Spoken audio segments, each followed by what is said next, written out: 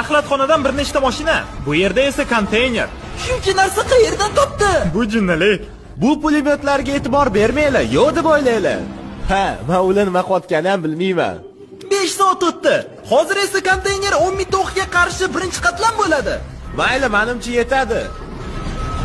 Nima deb o'ylaysizlar? Konteyner o'qlardan qutqaradimi? Umuman yo'q.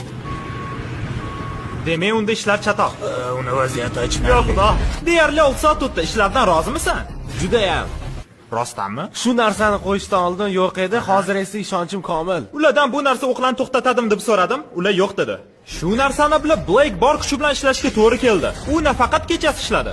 Bu yerga janoblar, ha, juda ham zo'r, juda yaxshi.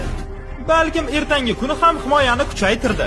Bolaga yo'q konteyner ichiga miniva bilan turbalarni tiqtashadi. Va shuncha narsani ko'rib, to'g'risini aytsam qoyil qoldim. Nima qurganingni menga aytib ber. Oldi qismiga